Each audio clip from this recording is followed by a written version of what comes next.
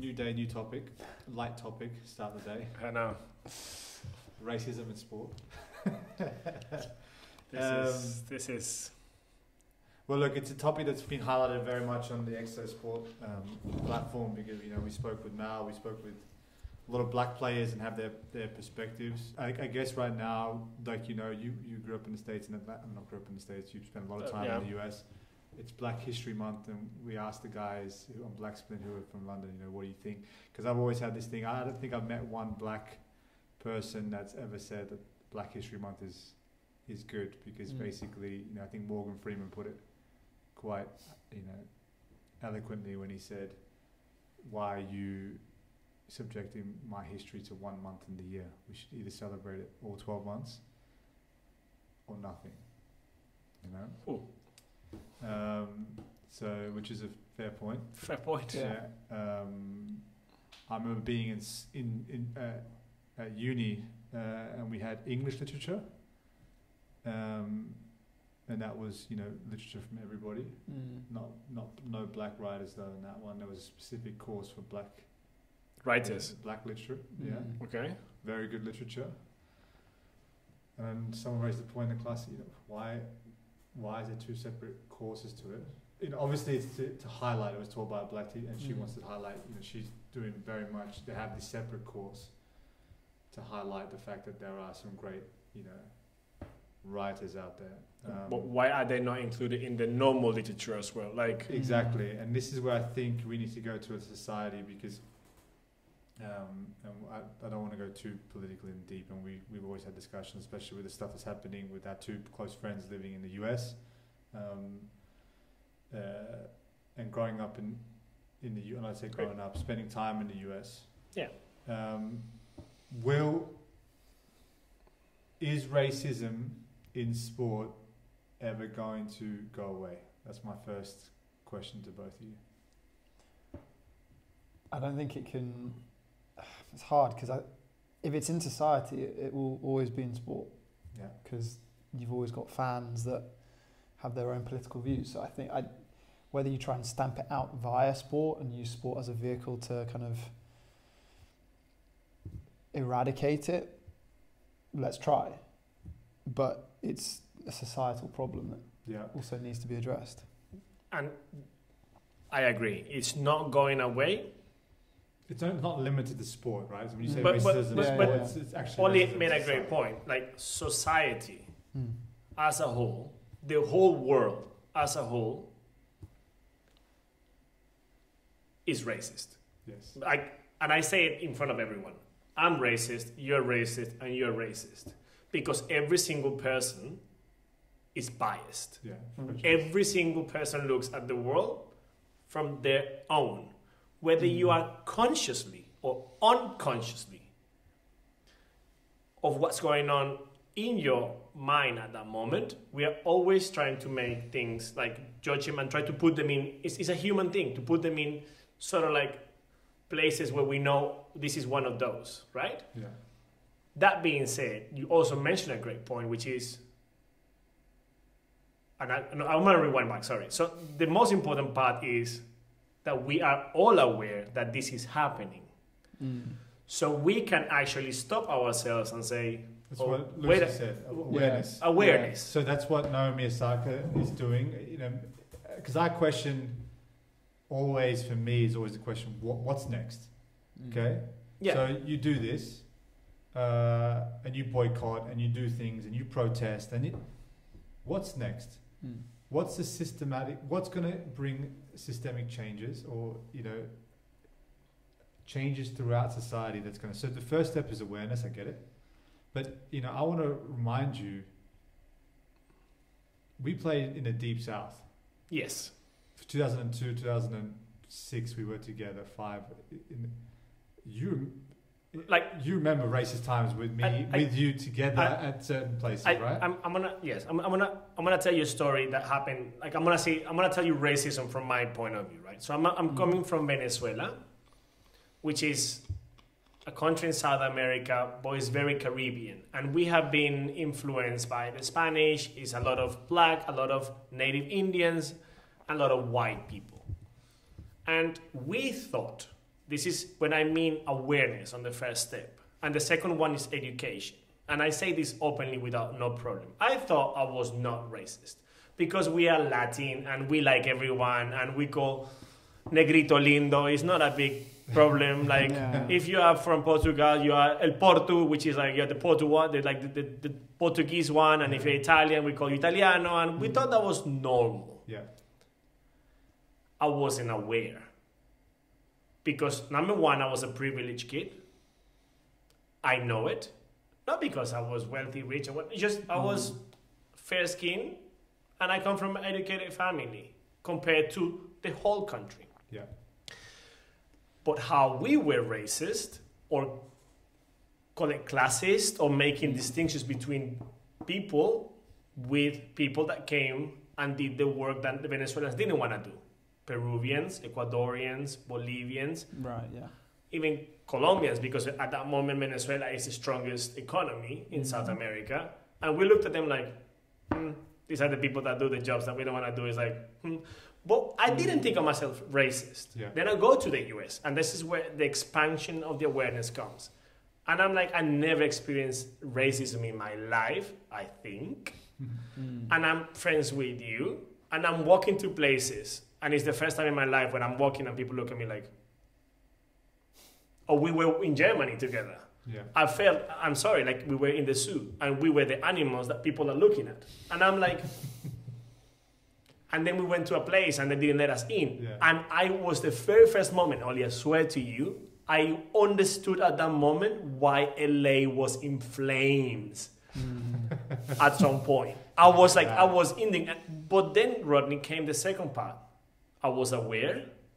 I experienced racism, not from the privileged part, but from the unprivileged part, because I was outraged that my brother was treated this way, and I'd never had that feeling before. And then I go and I say, wait a second, what's the next step? Yeah. Am I gonna fight the world and I'm gonna set on fire like every single country? Like, no, I can't. But I started educating myself. And this is when I say openly before, like, I'm racist, I know it, but I'm aware of it now. Yeah. And I'm like, at the moment, I'm like, stop.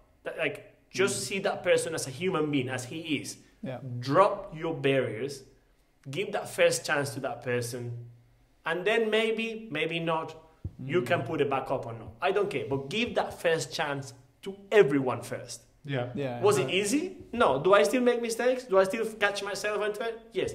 But every time this conversation comes, I'm like, I'm aware, I'm better educated, and I hope I'm much more spot on able to open up not only my world, but the people around me, because it rubs onto other people. 100%. And that's what I think it is. It's like, now we're in this moment, now everybody's woke, right? And everybody's aware of it. It's heightened. Yeah. Although not here the other day, I was at a dinner party with a friend, wife's friend, a friend of ours. She's from Ethiopia. We're having dinner, and I was standing next to her talking to her, just normal. Someone came up to me and asked her if she's my sister. And I looked, we both looked, yeah? And it happens, that just happens a lot, just because they just don't understand. And it's ignorance. It's ignorance, I said it. It's casual racism. Yeah. Right? Yeah. That's a big thing where I think now we're at, where people, like, before it used to be, it was very blatant racism, where we went to that swimming pool outside of the camp, this like lake, and they just said with me and Ruben, like, you're allowed in, you're not, right? And I was. It's the first time I've experienced it. I I never. They wouldn't let Arturo in because he's sort of like a bit of a beast. brown, yeah. He's a bit brown level, a rapper, and that's outside. And that's where actually close to where Sealer's from, Heflin, Alabama, like that region. It was just the deep south. That's what it was, and Donald talked about it on his podcast. Yeah. So I think like we. Ramirez also spoke about like racism. Yeah. And we talked about it. You've gone from blatant racism. Now it's sort of. There's definitely casual racism everywhere. It's That for me, like, because at that point I felt like saying, I can address this right now. This lady's like an old white German lady, but then then always I think about what next. So I tell her, no, we're not. Are you racist? She's obviously not, but she's ignorant. That's what I'm saying. Not aware of. It's not awareness. It's awareness. Okay, so now we, as a society, we're bringing awareness. I saw something cool, not cool the other day. I noticed Exo-Sports and if you, in the UK, so I follow a lot of athletes. We talked about this with Thing. We had that guy Chunks in Philly. They're on Sky Sports. They're getting a lot of guys who've been doing podcasts and stuff. Sky Sports are looking to get them on to bring more diversity in. And in fact, I read something that they're training the commentators. Did you see that? Yes. They're training commentators right now in sports to not label athletes in certain ways, because as football commentators, you tend to label black footballers as strong, Powerful. fast, powerful when they're commentating about the players, and the white players are crafty, skillful, creative. Yeah, and it's so deep in us, though. But they're also going a step further by saying you can't use sayings like nitty gritty that have like old racist connotations to it. Yeah, you know, the old hard blue collar. You know what I mean? So there's like they're trying to tell people to stop this. Now, some people will look at that, and I read the comments online, and people say they're going in outrage. Yeah, you go extremes. The Soccer Saturday used to be a panel where, you know, when they show the football, they can't show the games because of media rights, but they have 5 guys and they all sit around and they commentate the games. And it was 5 white guys. Yeah. And there was Jeff Stelling, he's been there for years and years. I mean, I never looked at it and I never looked at that and said that's racist to have 5 white guys.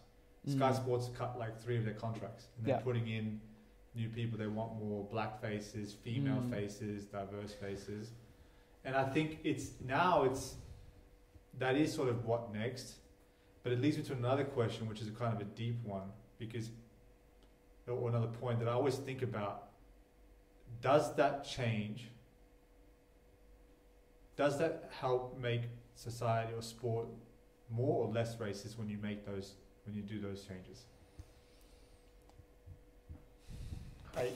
I wish I would be smart enough to give you a good right answer. I don't think so. That would be my first take. You don't think it does help it? No, because this is how I take the other point of view actually. Go on. No, let me tell you why I think it because it does the following. Now we're living in societies where it's very polarized. Yeah, segregated. I think we're more segregated now than we were before. Yes. That's one thing. And if you add on top of it the kind of medium that we have, especially the effect of social media, if you're the kind of guy that Googles, I love a very well diversified world, you get all the posts, all the information, commercials are very diversified. If you go and write, I want a very divided world and I don't believe in equal rights, you get all the messages that will support what you already are biased about. So when you put this in the face of everyone, then people go one extreme or the other one, and unfortunately the information that they're going to find is going to support the idea of them. That's one thing. And the second thing is, unfortunately, and we talked about principles before in the other podcast, what this conversation is not bringing is that we as a race have more in common that we have not in common. Yeah. So when I looked at, and it's not only blacks, Asians, Hispanics, name it. Yeah. Blue, yellow, green, whatever color. And then we go on the LGBT movement, whatever you want to call it. Like, if you put those labels apart and you look at the race, what we have in common, and then you talk about things like really like respect, love, pain, suffering, caring for families, for our kids, for our close ones, for our earth. Like, nothing to do with race. We got nothing to do with race. Yeah. We unfortunately then miss that conversation again, which is what brings us together and not apart. So that's why I think it doesn't help it. All right. So, I mean, when I was at uni, I studied geopolitics and geography and kind of human interaction, and I had to read a book. I think it's called Banal Nationalism, and it's all the small things that you do in your daily life that kind of point towards your patriotism. Yeah. Right? And I think I totally agree with everything you said. I think there's not much I'd pick apart from that. But if I step onto the tube in London, I will see a complete plethora of different people. Yeah. And I love it. That's why I love being in London. So many different people that you can interact with. That kind of banal nationalism and banal racism of just kind of, okay, if I'm in the street and there's, 200 different people from different places, fine. Why am I not seeing that on my screen? Why am I not seeing that represented in the TV shows that I love, in sports and all that kind of stuff, and opinions? Michael Richards went through this the other day where he got a new job at Sky Sports, and people were being like, it's just because he's black, and it's like Alex Scott got it as well. Yeah. She got abused online as a black female footballer. But Michael Richards works bloody hard, and his punditry is amazing. Yeah, but he speaks differently. But he's well spoken. He's so precise. He's succinct. These people that are not used to seeing minorities on TV, they will get used to it, and the impact is not necessarily them. The impact is their kids. Yeah. But again, your question was, do I think it's gonna help it or hurt it? Yeah. And I think it doesn't help it. No. Do I want to see what I see in the real life?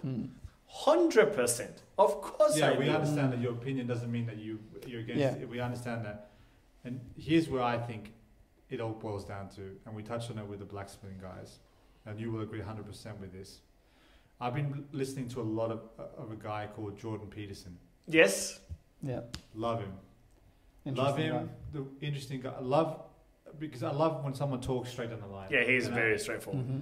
And it's this ideology of equality of opportunity versus equality of outcome. Okay? Yeah. And this is where I believe, these are the 2 points I want to make, and then you guys can talk about it. Equality of outcome is Sky Sports looking at 5 guys And saying, I'm going to cut 3 of them, bring 3 black people, not even black, just 3 different people in, women, whatever it is, whether it's race or diverse people in. That's equality of outcome. So that you feel like when you're watching it and looking at the screen, you've now, when you go on Tube or you go on Sky Sports, it looks the same to you, okay? Fine. That doesn't help systemic racism. Yes. Because what we need to focus on, and the harder question, because Sky Sports are doing, actually they're saying, oh, everyone's celebrating Sky Sports, they're doing the easy thing, okay? The hard thing is equality of opportunity. Yeah. How do we get enough things in place, infrastructure in place, pathways, programs in place that allow for people from diverse cultures to get there on their own without us having to physically come in? So there's this thing, because you have the Equal Opportunity Act in America, which was there, we need a certain amount of black people. Now it's about women in boardrooms, right? So what this does is it creates resentment between men and women. Yeah. And there's, Jordan Peterson, Google him, listen to him. He talks a lot about it. But what I'm saying is that's a quick fix, and it's easy fix to do equality of outcome. And even with black managers. My real point to this all, right? Black managers, let's give a quota of how many black managers we want to see in the thing. No. That's the easy way to do it. Yeah. Let's do equality of opportunity means you have to invest a shitload of money down here to have the outcome in 10, 15 years here, because if you just keep doing it here, this will keep happening, and then you're going to have to keep repeating it here. Yeah. And my second point to this, and this is what I said to Lucy and Eugene, is the only way you're really going to get, even if you do all this with Sky Sports and the presenters and the athletes, there's always been top black athletes, but why is there less black representation or non-white representation at owner level, board level? For sure. Is because you need economic power to make any sustainable changes or any changes. Yeah. And the best example is us giving the young black girl from Holland the wild card. I gave it to her because, you were in the position to do it. I was in a position to say, I'm going to do that, right? Yeah.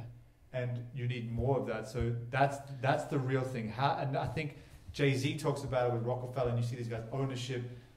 You need to get the people, whatever race it is, that want to prosper. Right now we're dividing them again, but it is the way it is.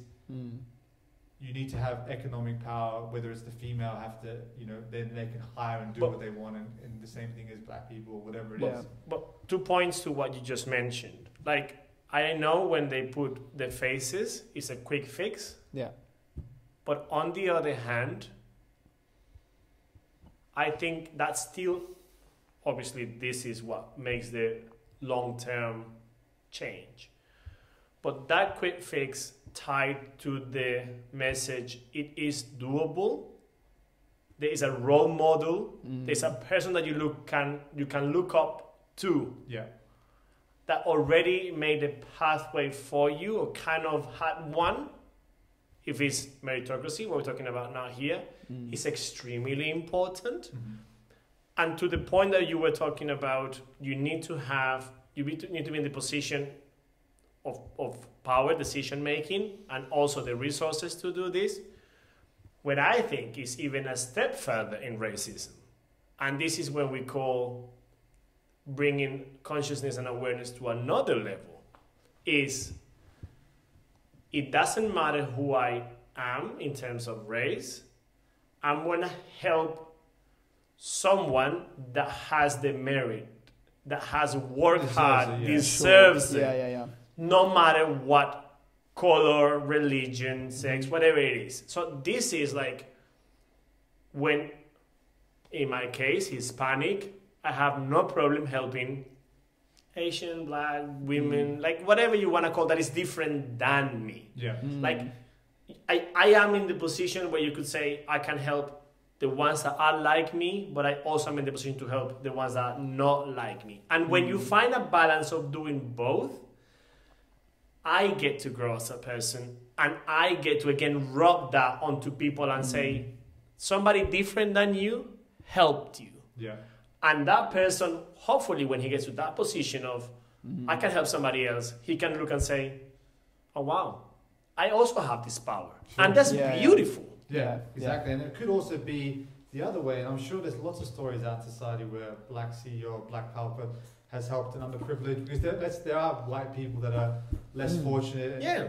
So that happens all the time. But what I want to say is with this is, whatever which way we flip it, the key to long-term sustainable change is you need people in decision-making roles. Yes. Yeah. Across the company. So if I look at a company and they tell me they've got 20% or 50% Black people working in a whatever Asian, whatever the race is, Non-majority. Yeah, and they all work in like the IT room, or they're working in, and they don't get it up the top.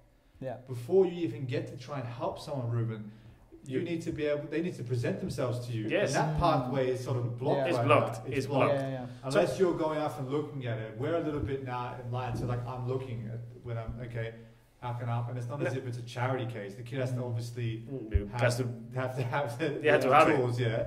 But we need to open our eyes up to get it. Go ahead. No, I'm just saying, like, the one big club that I can think of that actually is set apart from this, Arsenal. Yeah. Vinay Venkatesham. Yeah. Like, he has worked so hard to get where he is, and he is now running that club. Yeah, he is. That's huge. Yeah. And the owner of the club is?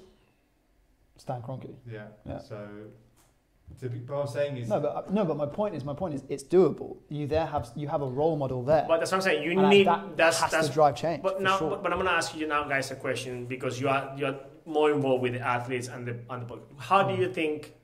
Well, we know it's in society, and sports is just a vehicle, a way to bring these topics out.